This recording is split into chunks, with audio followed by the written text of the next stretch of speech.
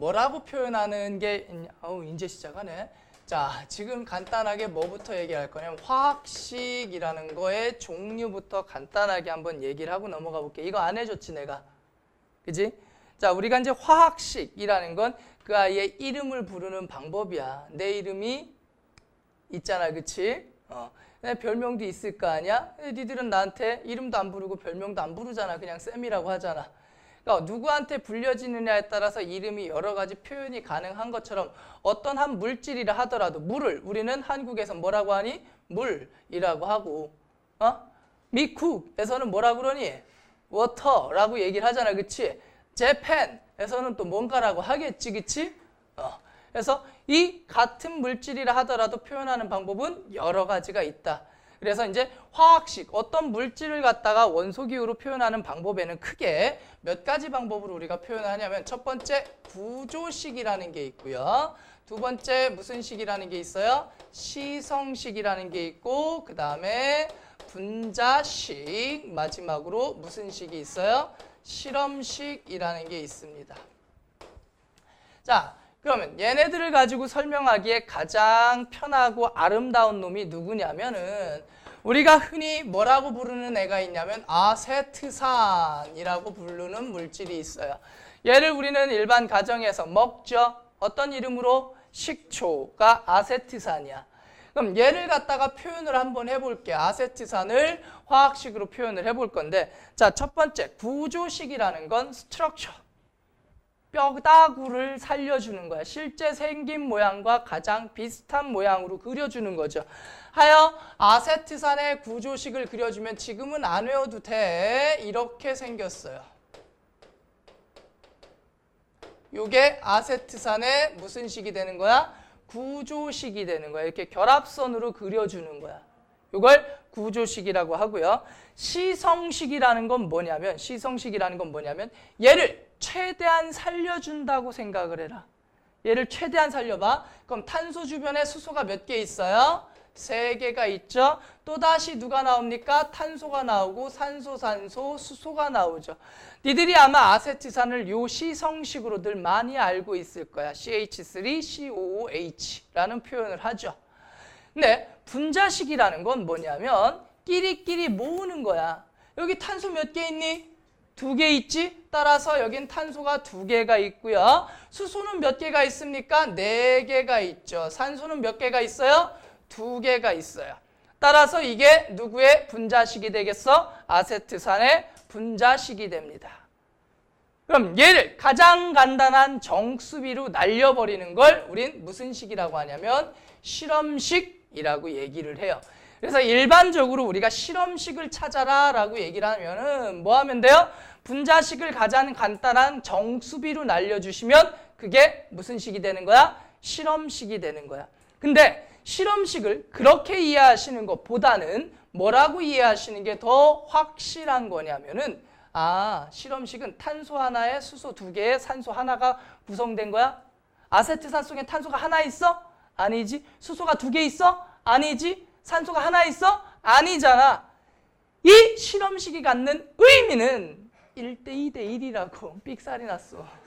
1대 2대 1이라고. 뭐가? 탄소, 수소, 산소의 무슨 비가? 몰수비가. 따라서 실험식을 뭐라고 생각하세요? 구성 원소의 무슨 비? 몰수비. 실험식은 뭐의 몰수비야? 구성 원소의 몰수비. 이게 무슨 식이야? 실험식이야. 그러면 우리가 어떤 원소의 몰수를 어떻게 구해야 되니? 뭐분의 뭐로 구하면 되는 거야? 원자량분의 뭘로? 질량을 해주면 뭐가 나오는 거야?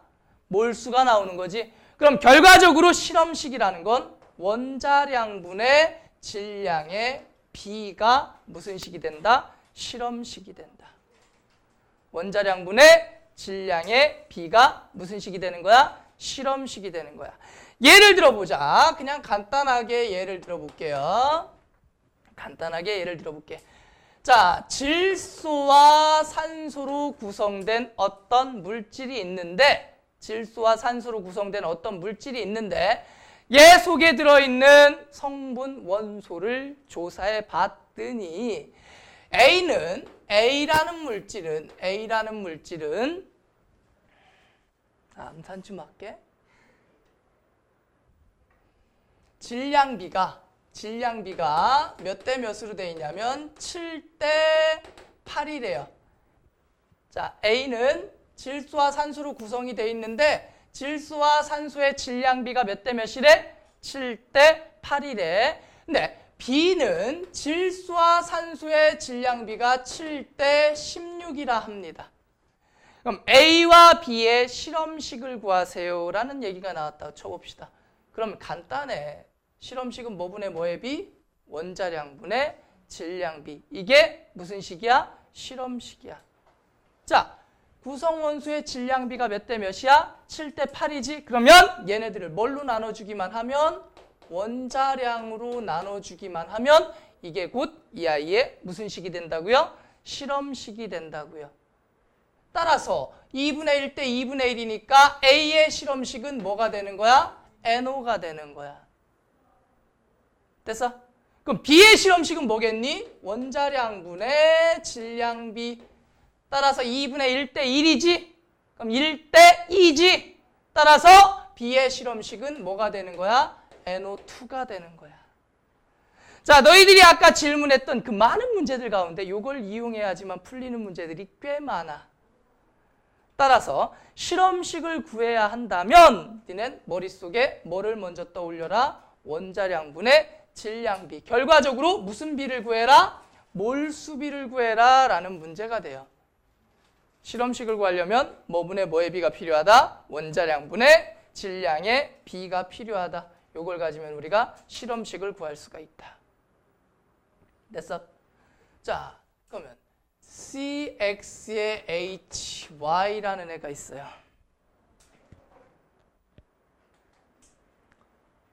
기다려봐, 암산 중이야.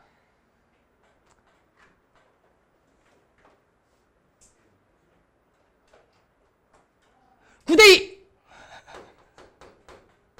CH 질량비가 9대2래. CH 질량비가 몇 대 몇이래? 맞을 거야. 9대1에 9대1에 그러면 실험식을 구하래요 라고 했다 치자. 그럼 얼마로 나눠주면 돼? 이걸 얼마로 나눠요? 12. 얘를 얼마로 나눠요? 1로 나누면 되지. 그러면 3, 3은 9, 3, 4, 12, 4분의 3대 2니까 양변에는 얼마 곱해? 4 곱해. 그럼 몇 대 몇이야? 3대 8이죠. 그지? 몰수비가 몇 대 몇이야? 3대 8이야. 따라서 얘는 뭐야? C3H8 되는 거야. 이 새끼의 실험식은.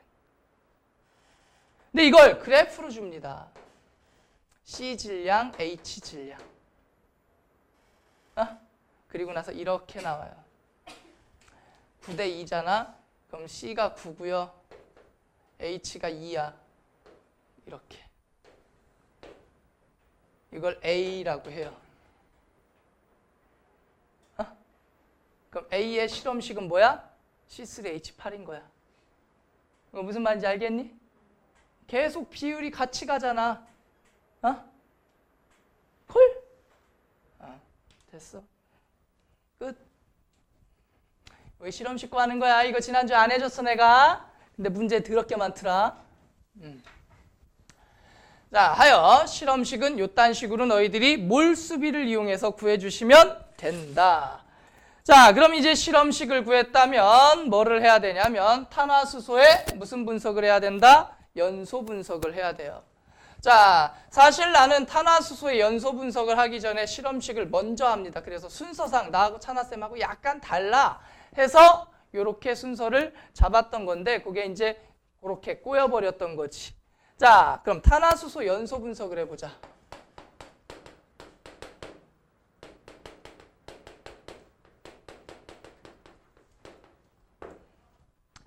이건 내가 첫 시간에 니들한테 오늘 라이터랑 가져왔네. 자, 불장난하면서 얘기해 줬었지, 그치? 내가 그 속에 들어있는 성분 원소에 그러니까 누가 있는지를 알아보려면 뭐를 하면 쉽게 알아볼 수 있다고 그랬어? 태우면 된다고 그랬어. 그죠? 태우면 뭐가 나와? 성분 원소에 뭐가 나온다고 그랬어? 산화물이 나온다고 그랬죠. 그지? 태우면 성분 원소에 산화물이 나오는 거야. 그럼 얼만큼 나오겠니? 들어있는 만큼 나오겠지. 예를 들어서 결과론적으로 끌고 가자. 자, 방금 전에 태웠던 애를 C3H8이라는 애를 내가 태웠다고 쳐보자. C3H8을 태웠다고 쳐보자. 그럼 얘를 태우면 자, 얘가 공기 중에 누구랑 결합을 하는 거야? 산소랑 결합을 하는 거지. 그래서 이산화탄소가 만들어질 거야. 그죠? 그 다음에 수소도 공기 중에 산소랑 결합을 해서 누가 만들어질 거야? 물도 만들어질 거야. 근데 우리는 여기서 발생한 이산화탄소와 물의 양을 가지고 뭐를 판단할 수가 있어요? 아, 내가 태운 이 물질 속엔 누가 있구나? 탄소가 있구나. 내가 태운 이 물질 속엔 누가 있구나? 수소가 있구나. 이걸 알 수가 있었다라고 지난주에 수업 시간에 얘기를 했었죠. 양은 아니고 그냥 뭐까지만 판단이 가능했어? 있다 없다까지만 판단했잖아. 이제 뭐까지도 계산해보자. 양까지도 계산을 해보자. 어떤 개념이냐면 자, 내가 C3H8을 태웠기 때문에 탄소가 여기 몇 개 들어있었어? 3개가 들어있었잖아. 그럼 이산화탄소가 몇 개가 나올 거야? 당연히 3개가 나올 거야. 그러면 이 속에 수소가 몇 개가 들어있었어? 8개가 들어있었죠. 그럼 쟤 하나를 태운다면 물이 몇 개가 나올 거야? 4개가 나올 거야. 오케이? 그러면 얘를 분석해보면 이산화탄소 속에 들어있는 탄소는 다 누가 준 거야? 얘가 준 거지.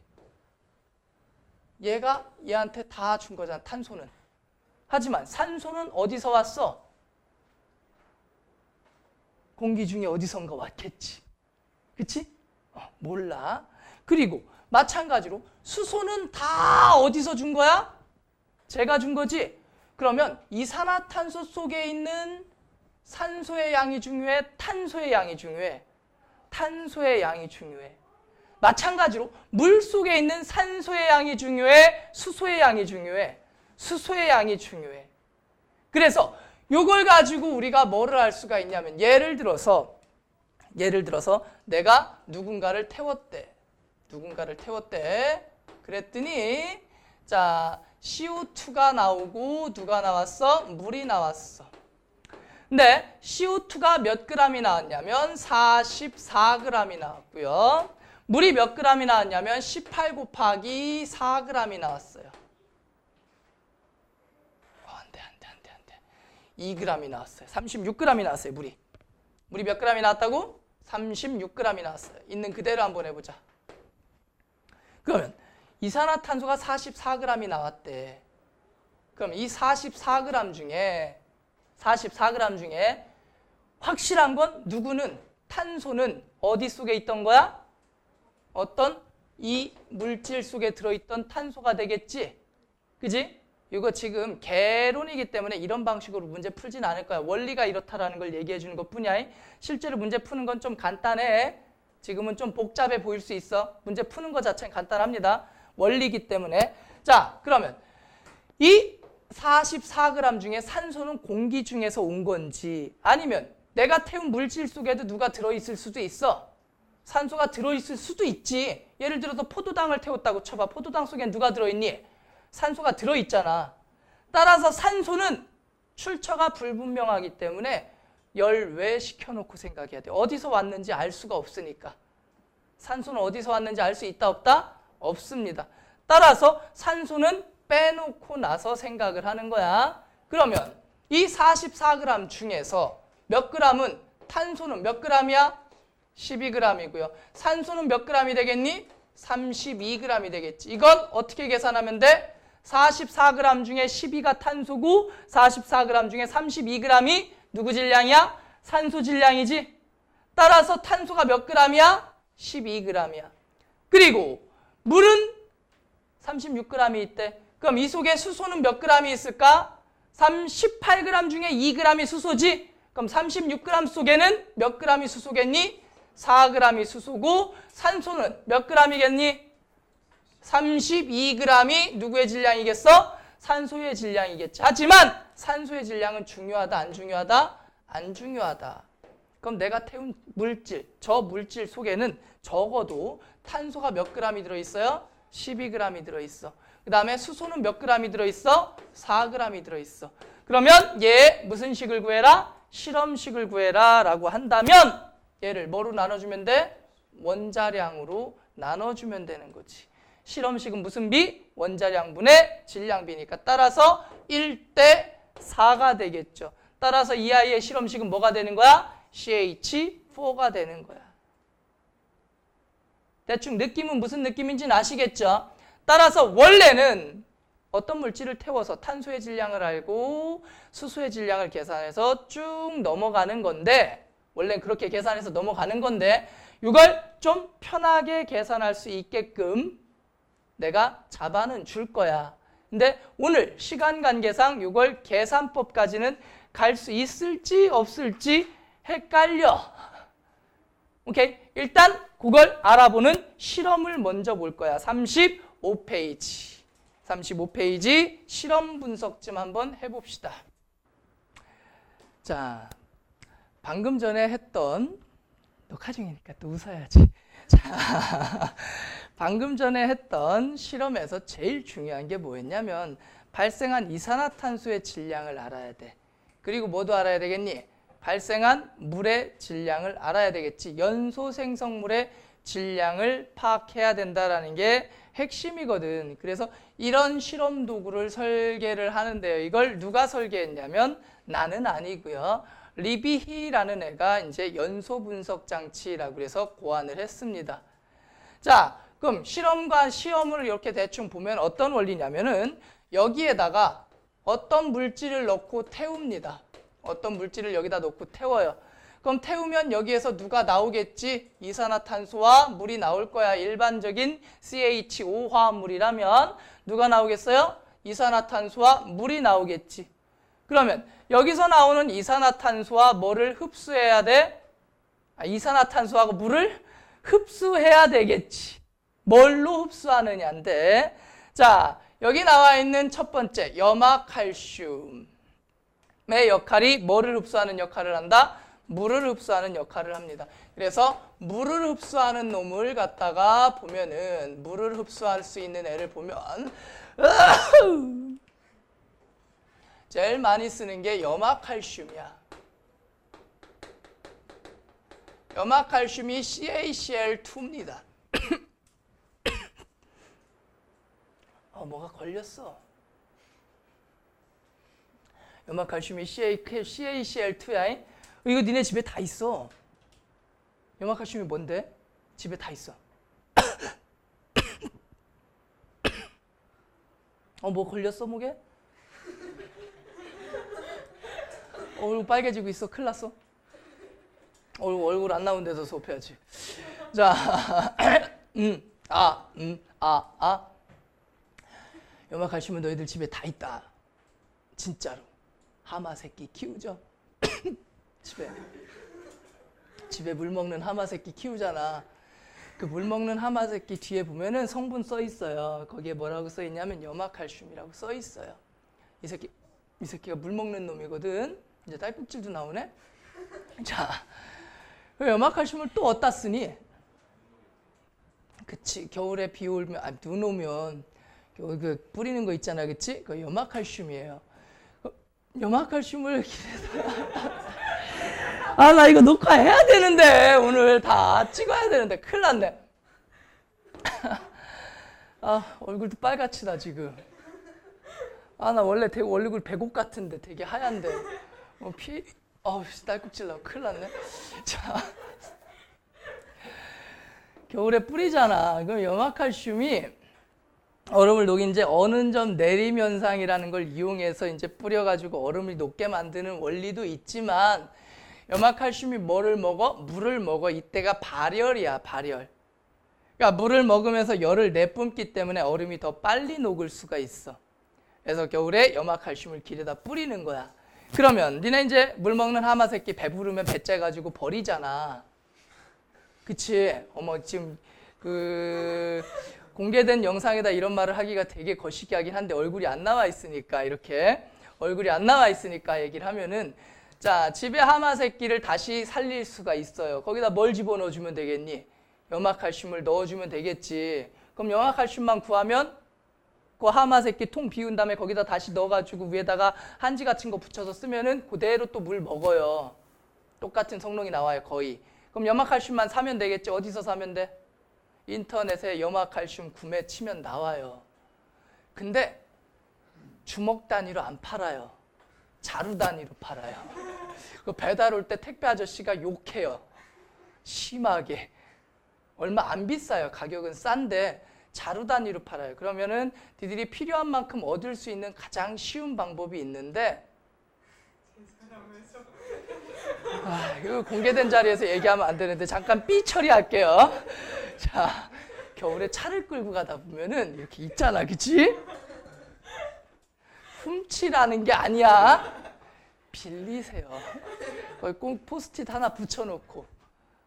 그러면 안 돼. 도둑질이야 그거. 내가 낸 세금으로 산 거야. 그럼 큰일 나요.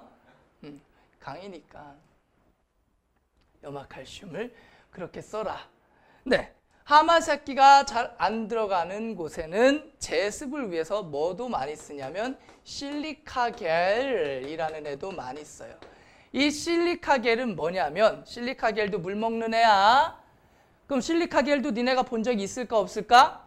많아요. 이제 너희같이 좀 없이 사는 애들은 좀 귀할 수도 있는데 니네 이제 이렇게 포장되어 있는 김, 조미김이라고 하죠. 이런 거 본 적 없지? 그지?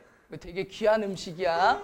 그 김 같은 거 사면은 그 안에 하얀색 봉지가 들어있고 투명한 알갱이가 들어있는 거 있잖아, 그치? 그게 실리카겔이거든. 요 실리카겔은 물 먹는 애야. 방부제 아니야. 그게 있음으로 인해서 김이 바삭바삭한 거야.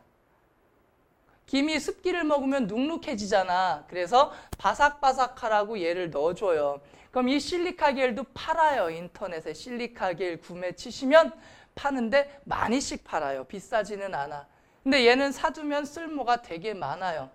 뭐 가전제품 중에서 너희들이 진짜 없이 사는 애들은 그런 걸 갖고 있을 리가 없겠지만 좀 고가의 제품, 습기에 노출되면 안 되는 애들, 예를 들면 DSLR이라든가 필름 카메라 되게 좋아하거든. 안 어울리지. 사진 겁나 잘 찍어. 자, 필카 같은 것들은 습기가 있으면 되게 위험해요. 애들이 이제 되게 부품들이 그러다 보니까 그거를 락앤락 통 같은 데다 실리카겔 넣고 거기다 같이 보관을 하면 아주 바삭하게 보관할 수가 있어요. 그리고 스타킹이라든가 양말 같은 거 짜감 맞는 애들 있잖아, 그치? 거기다 실리카겔 넣어가지고 조그만 서랍 같은 데다 같이 넣어주면 물 먹는 하마 새끼와 비슷한 기능을 하게 할 수도 있어요. 근데 다만 하마는 배부르면 배부르다고 얘기를 해요. 근데 얘 실리카겔은 배부르다는 얘기를 당최 안 해요. 흔적이 없어요. 티가 안 나. 얘가 배가 부른지 일을 하고 있는지 안 하고 있는지 배가 터져 뒤졌는지 이걸 알 수가 없거든. 그래서 주기적으로 어디다가 전자레인지 같은 데다 넣고 돌려주시면 되는데 또 많이 널리면 전자레인지에서 파편이 튀는 현상을 목격하실 수가 있을 거야. 적당히 돌려주시면 다시 쭉 빠지거든. 다시 쓰시면 돼요. 알았죠? 그래서 물 먹는 새끼 대표적으로 두 번째 실리카겔. 얘도 물 먹어요. 그다음에 이건 시험에는 거의 안 나오는데 참고적으로 얘기합니다. 자, 누구도 쓸 수 있냐면 진한 황산도 물을 엄청 잘 먹어요. 진한 황산도 물을 겁나게 잘 먹습니다. 따라서 물을 흡수하는 걸로 진한 황산을 이용해도 되겠니? 안 되겠니? 됩니다. 다만 진한 황산은 용도가 물을 먹으라고 하는 게 아니라 나는 진한 황산 쓸 일이 별로 없어요. 근데 니들은 진한 황산 쓸 일이 많지. 왜? 길을 가는데 나보다 이뻐. 그지? 길을 가는데 나보다 잘생겼어. 그럼 써야지. 난 쓸 일이 거의 없더라고. 가다가 이제 나보다 얼굴 안 나오니까. 자, 길을 가다가 나보다 잘생긴 애를 본 적이 없어요. 재수없지? 그래서 죽는다 진짜. 그러면 안 되는 거 알지? 진짜 위험한 거야. 엄청 위험해요. 그래서 함부로 팔 수도 않고 구할 수도 없는 물건이야. 어쨌든 이 진한 황산은 물을 정말 잘 먹는다. 이 셋 중에서 제일 잘 먹어요, 물을. 하지만 실험은 뭘로 합니까? 염화칼슘으로 해요. 그럼 염화칼슘 간의 질량을 지금 재놨어. 근데 실험이 끝난 다음에 보니까 염화칼슘 간의 질량이 증가했어. 왜 증가했어? 물을 먹었기 때문이죠. 따라서 염화칼슘 간의 증가한 질량은 누구의 질량이 되는 거야? 물의 질량이 되는 거야. 오케이? 따라서 요 셋 중에 하나를 쓰면 되는데 거의 90%는 다 뭘로 나온다? 염화칼슘으로 나올 거야. 그냥 두 개는 뻘소리 좀 해봤어. 자, 그 다음에 두 번째는 이산화탄소를 흡수시키는 관. 자, 참고적으로 알아두면 이 이산화탄소라는 애는 산성이야. 금속산화물이라는 게 있고 비금속산화물이 있거든. 근데 CO2 금속산화물이야 비금속산화물이야? 비금속산화물이죠. 산소랑 붙어 먹었는데 비금속이랑 산소랑 붙어 먹은 애들을 비금속산화물이라고 그래. 그냥 참고적으로 얘기를 하면 비금속산화물에 해당하는 애들이 누구냐면 녹스 화합물이라고 그래요. NOx. 그다음에 삭스 화합물, 비금속산화물. 그다음에 지금 얘기한 이산화탄소. 뭐 이런 애들이 가장 대표적인 비금속산화물인데 얘가 물에 녹으면 뭐가 될까? 질산이 돼요. HNO3. 얘가 물에 녹으면 뭐가 될까? 방금 전에 얘기한 거 있지. 니들보다 이쁘고 잘생긴 애들 만나면 뿌릴 거. 그거. 얘가 물에 녹으면 그게 돼요. 황산. 얘가 물에 녹으면 뭐가 될까? 니네 좋아하는 거 있잖아. 뭐 사이다 콜라가 먼저 튀어나오면 안 되지. 맥주. 그치? 이런 거. 이산화탄소를 물에 녹인 거죠. 탄산음료라고 하죠. 흔히. 그래서 물에 녹으면 얘네들은 다 무슨 성이 되는 거야? 산성이 되는 거야. 그래서 대교염 물질에 이런 애들이 생기는 건 매우 옳지 않아. 니네 혹시 런던 스모그라고 들어본 적은 있어? 이 런던 스모그가 뭐냐면 공장 굴뚝에서 황산화물이 막 났을 때는 환경오염에 대한 개념 자체가 없던 시절이야. 근데 런던이라는 동네가 그렇잖아. 어떤 동네니? 런던 하면 뭐가 떠오르니? 쉰사가 뭘 들고 있어? 우산을 들고 있지. 일기예보를 안 해도 될 정도로 비가 개같이 오는 나라예요. 어차피 올 거 일기예보를 안 하겠다는 거지. 어차피 오니까 되게 습하고 안개가 많이 끼고 비가 많이 오는 나라야.